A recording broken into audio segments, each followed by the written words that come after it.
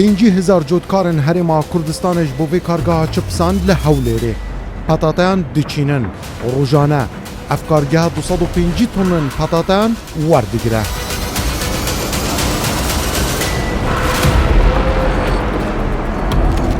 ڕۆژانە ئەف کارگەها 75 تۆنن پەتاتەیان دیکە چپس ئەو دەدەم ژمێرێکێدا 40,000 کیسن چپسن پەتاتەیان سروشتی bi 6 tam û qebareyên cude berhemtîne.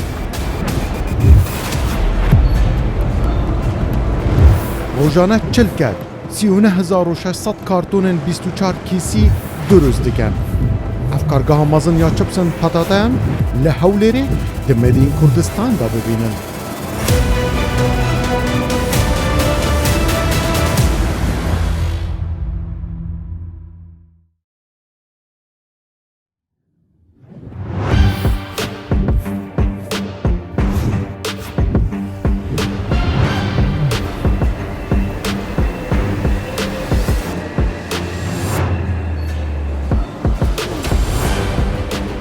Ev dibe yekî ji mastrên kargehên durustkirina çipsên petateyan li Herêma Kurdistanê. Ku rojane 75 tonên petateyên Berdaraş, Roviya, Şemamet, Zînawa, Şarazûr û Akrê dike çibis rojane 430,000 kîsên petateyan berhemtîne.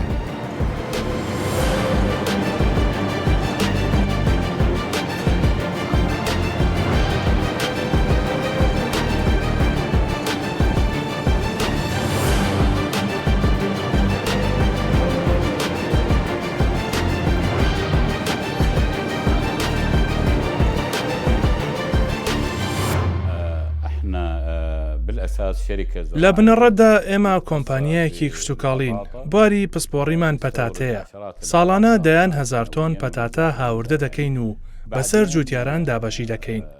دواتر ڕوبەڕی زەویە کشتتوکاڵیەکان فراوانتر بوون و بەروبوومەکانیان زیادیان کرد و ناچار بووین کارگەیەک دروست بکەین بەروبوومە زیادەکانی جوتیاران وەربگرینەوە و سوپاس بۆ خوای گەورە ساڵی ڕابردوو نزیکەی 40,000 تۆن پەتاتەمان لە جوتیاران وەرگرت. بۆ ئەم ساڵش لە پلانماندایە نزیکەی 50,000 تۆن بۆ خۆمان و کارگەکانی دیکە وەربگرین. ئەم کارگەیەش بۆ پاڵپشتیکردنە لە جوتیارانی عێراقی بۆ ئەوەی بەروبوومەکانیان وەربگیرێت بۆ ئەوەی هاوسەنگی لە نێوان بەکاربەری بازاڕ و بەرهەمی پیشەسازی بپارێزێت. هەروەها نمونە پیشەسازیەکانی پەتاتەمان خستانێ و بازاڕی وڵاتەکەمانەوە و سوپاس بۆخوا کارەکانمان بە ئاراستەیەکی دروست هەنگاو دەنێت. خەڵکیش چاویان لە ئێمە کردووە و کارگەی هاوشێوەیان دامەزراندووە. پەتاتەی پیشەسازی لە هەرێمی کوردستان بووەتە مایەی بایەخ و گەیشتووەتە ئاستی بەرهەمە بەخشەکانی وڵاتانی دراوسێ. لأنه أصبح من إيضاح المنتج للدول المجاورة. بیدیراتیا 34 کیلومتران ji başûrê bajarê Hewlêrê û li ser 9,000 metrên ducayên erdî ev kargeha beremanîna petateyan û durustkirina çipsên petateyan hat avakirin û rojane 250 tonên petateyan ji cûtkarên Herêma Kurdistanê ev kargehe werdigire.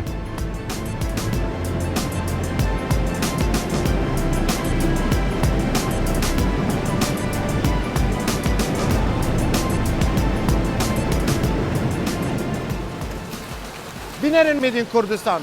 Ama mirov zêdetirî 100 sala çipsên petatan sürüştî bi kartînê dixwin. Belê me hezir vêyekê neda kiriye yan jî me hezir kiriye. Ev çipsên henê bi awayekî gelekî asan tên durustkirin. Berûva jî vêyekê li Hewlêrê û li Kurdistanê ta 4 kiloyên petatayê dibe 1 kilo çipsên petata sürüştî dibe ev petatayên henê zêdetirî 20 xolekan bi dirêjayiya 75 metrên amirên robotî rêve biçe heya dişe di nava kîsên ewha da. Di Medîn Kurdistanê îcar da em ê nîşanî we bidin ka çawa tên durustkirin her wisa ev kargeha me ya Kurdî çawa dikare 1 milyon çipsên ewha di rojekê de berhem bîne. Ev jil gelme bin em ê nîşanî hewa bidin.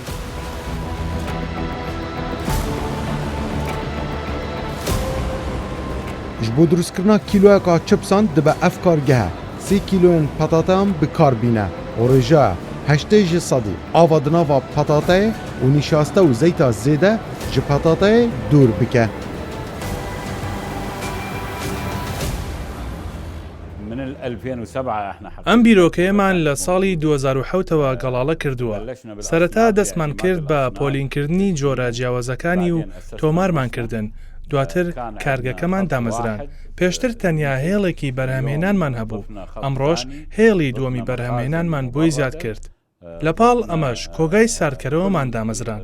هەروەها دوای وەرگرتنی مۆڵەتی کارکردن و دامەزراندنی بەشی بەرهەمەکانی کارگەکەمان بەپێی ئەو پلانانەی دامان ڕشتە بوون خستمان نابواری جێبەجێکردنەوە. ئەمڕۆ کارگەکەمان 200 کارمەند و کرێکاری هەیە.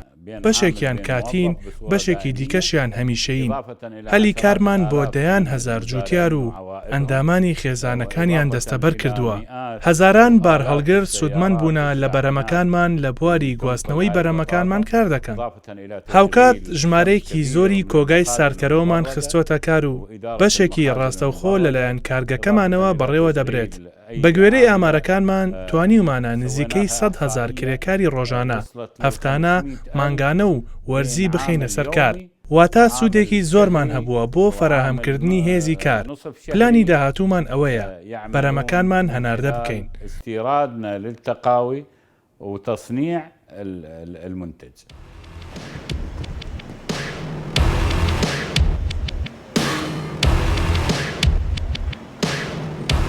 یکم جار به اتومبیلن مزن پتاتا تنت و گوهستن جبو کارگه و بریا چند آمیرن زیرک و سردمانه هر جی دست بکا ورگرتنه هیا دیگه فریزرن مزن و تایبت به پتاتا هم و ودگوهزه و هر وها پار و جیدکه و ین مزن بچوک و ین خراب جیک جدا دکه.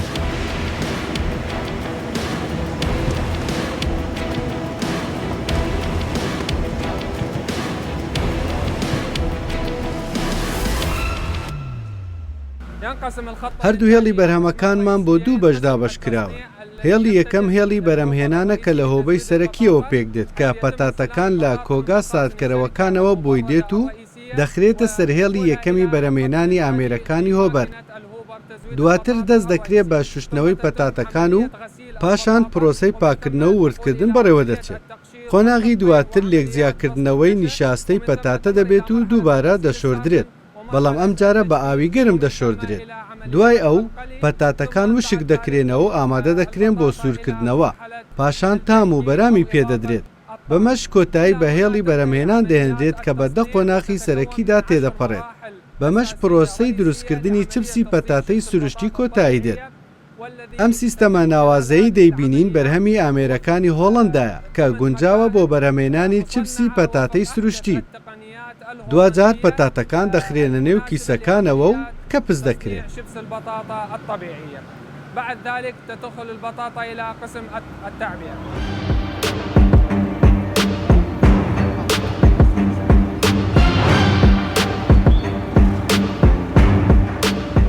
اف دبه یکم قناغ جبو درزبونا چپسان. اف آمیره جرا دبیجن باکس سیبر و هر جار 2000 کیلوین پتاتا و هر 20 خولکان جاره که دیگه نوا هیلا برمانینه ده.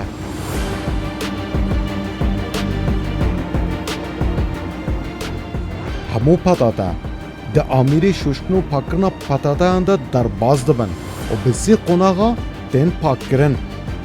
یکم شوشتنا هشک جه آخو پیساتیه.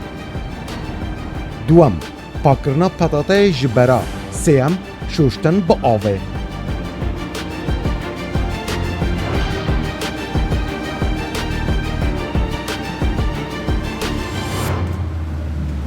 روزانه اف کارگاه 75 طن پتاته دیگه چبس 4 کارمند لباش سپیکرنا پتاته پیشتن سپیکرن لید نرن اگر پتاته که مازن جیبه او دبرن هر روزا اگر یک نباش بعد تا دیکرن جه اوهله هر جارکا پتاته بین سپیکرن نزدیکی 30 کیلو تینا بردست اوان 4 کارمندن هنه و دوف دا دشینن بشه پارچه کردنا پتاته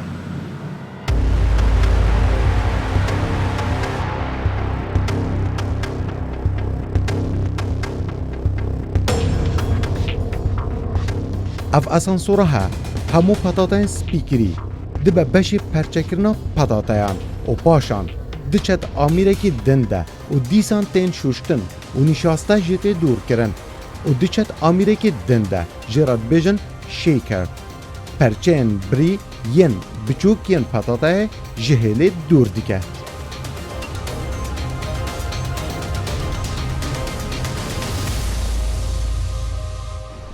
کۆمپانیای نەهار الئەوراد تایبەتە بە بەرهەمەکانی پەتاتە واتە پەتاتەی پیشەسازی و پەتاتەی سەرخوانەکان نزیکەی 14,000 تۆن پەتاتە لە هۆڵەندا و چەند وڵاتێکی دیکە هاوردە دەکەین ئێمە وەکالەتی 4 کۆمپانیایی جیهانیمان وەرگرتووە هەروەها بۆ ئەمساڵ نزیکەی 50,000 تۆن پەتاتەی جوتیارانی هەرێمی کوردستان وەردەگرین کارگەکەمان ڕۆژانە نزیکەی 250,000 پەتاتە بەکاردەهێنێت وەک دەیبینن خەڵکێکی زۆر لەم سکتەرەدا هەلی کاریان دەستکەوتووە هەر لە جوتیاران کرێکاران شۆفێران وەکیلەکان بە شێوەیەکی ڕاستەوخۆ و ناڕاستەوخۆ 9 میلیۆن کرێکار لە بەرهەمەکانمان سوودمەند بوون و لەسەر جەم سکتەرەکاندا دابەشکراون بەردەوام پشتیوانی لە جوتیاران دەکەین جوتیار ژمارەیەکە بۆ ئێمە دروشمی ئێمە وەگەڕخستنی بەروبوومی پەتاتەی جوتیارانی کوردستانە پەتاتە فاکتەرێکی گرنگە هەروەها خۆراکێکی سەرەکیە و بە گوێرەی ڕیزبەندیەکان دوای گەنم و برنج دێت بۆ کۆمەڵگەی نێودەوڵەتی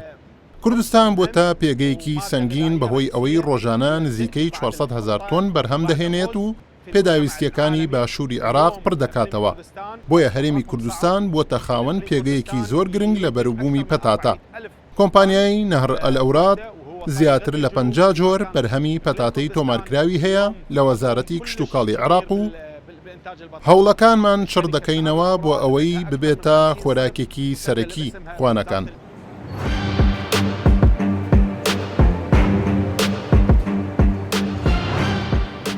همو پرچین دنین پتاتان دچند نواوی آمیریده و با آوا گرم به گرماتیا 75 پلین گرمی تین شوشتن دوف دا او آمیری درایر وشک دیگه و دبه بشه قلاندنه و بدریجای 10 متران و بودما دو خونه کن نیوان به گرماتی 180 پلین گرماتی تیدت مینه و تین قلاندن همو پرچه که به آمیره که و سیستم مالتی زون و جی سه بشم پیکاتی و هر بشک جی کنترول به پلا گرماتی و دمی دیگه و پرچین بچوکن پتاتیان دقلینه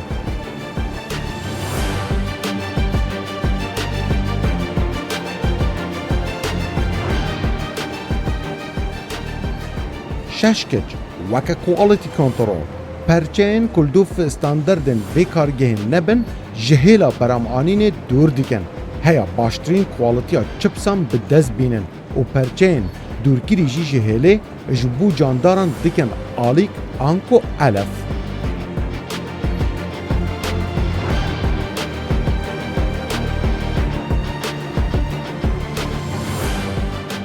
تاقیگاه اوی کارگه کوکچکا گنچ باجار هولیر سرپرشتی دیگه ریگریه لهمو پتاتایکا کو کارتی کرنه دی کوالیتیا برهمین واندا دیگه را دیگره و روزانه به دهان تستن فیزیکی انجام بده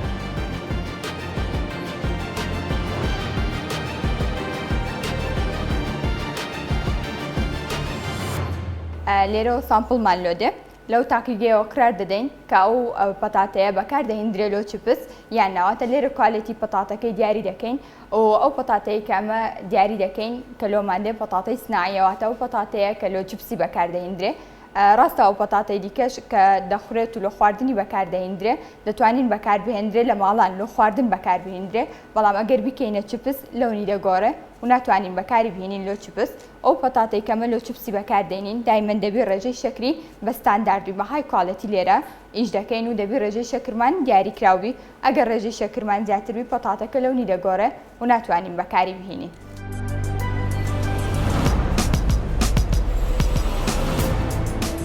برای باشترین کامپیوتر دی جهان ده دوی بواریده همو چپسان به 7 تامان دوی بشیده دروست دکن و چپس به تاما دست نشانگیری تین تامدار کرن و جیر چافدری چندین کارمندان اویکتی انجام دان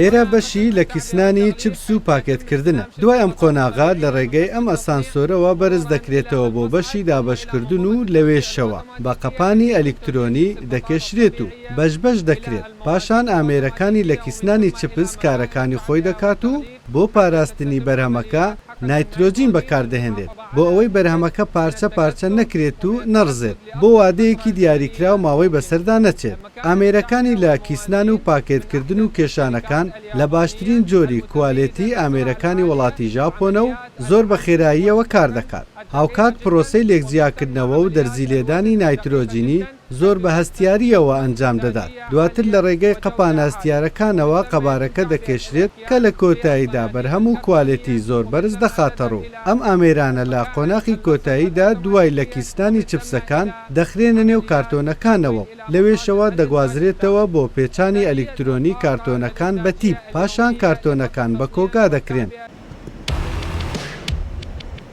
هەموو چپس ji beşê dram ku beşê tameya diçin beşek din birayavê asansora 7 metrî diçin serhêra pirkirina kîsên çipsan. Ev dibe yek ji baştirîn hêlin pirkirina çipsan di rojhalatan navîn da û dirêjiya wê 23 metrin pirî amîrên zîrek û giranbiha ne ku bi sîstemê shaking an ku hijandinê kar dike. Ev amîre benkere û dirêjiya wê 8 metrin herwiha 5 dergehên wê hene otomatîk kar dikin. Dikare heya tonek û nîvan ji çipsan helbigire. Herwiha hêla balavkirina çipsan jî 6 dergehên wê hene. Yek amîrê hestiyar berpirsê ji vekirina her 6 dergehan û dergehê wê dawiyê an ku ya heftê jî ji bo emerjensiyê tê bikar anîn.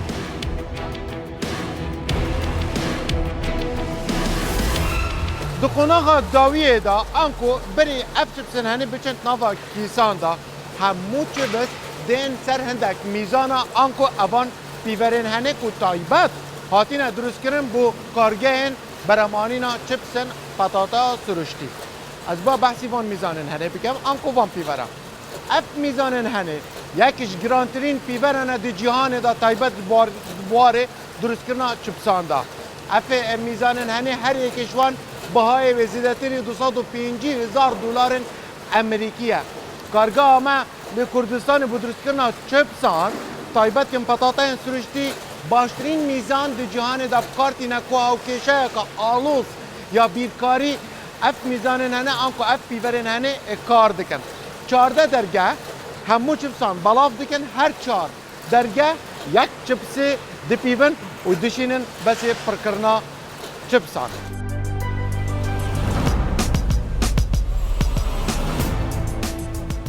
Li vî beşî 6 amîrên pirkirinê hene. 40 karmendên kêç serperiştiya pirkirina kartonên çipsan dikin. Her amîrekî ji wana dikare di yek xolek de 110 kîsan pir bike. Çend endeziyarên genç çavdêriya hemû kompîterên van amîran dikin.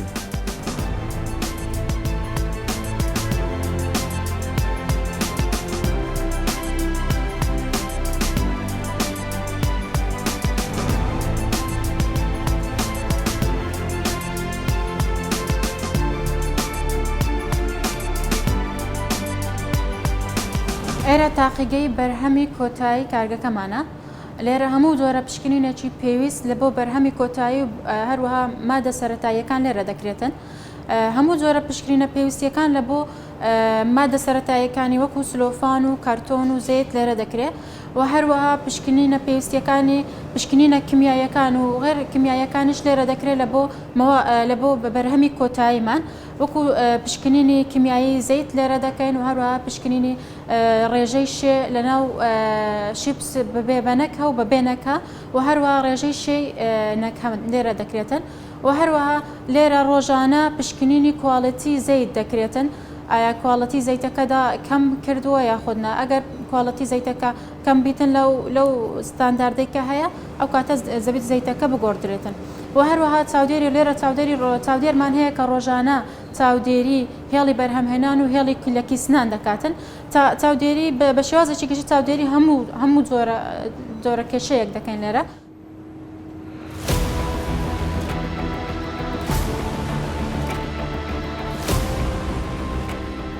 جوتکارên Kurdistan û Iraqê bi hebûna vê kargehê hemû berhemên xwe yên petateyan ku nêzîkî salekê ji çavdêriyê di nava vê kargehê de bi baştirîn kwalitî dibînin ku divin çebes.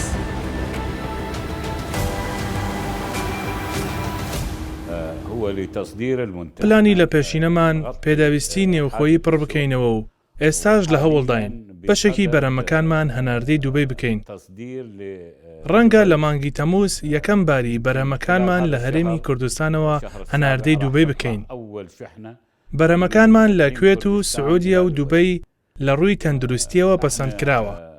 هەر لە سەرەتادا بڕوانامەی ئایزۆ و حاسابمان پێدرا کە تایبەتمەندن بە سەلامەتی بەرهەمە خۆراکیەکان.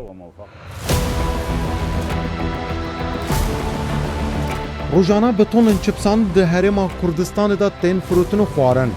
Teman demê de ev kargehe li Kurdistanê bi baştirîn kwalitî çips ji berhemên petateyên cotkarên Kurdistanê berhem tîne û dixet nava bazaran de û hevrikiya hemû çipseka hawirde dike.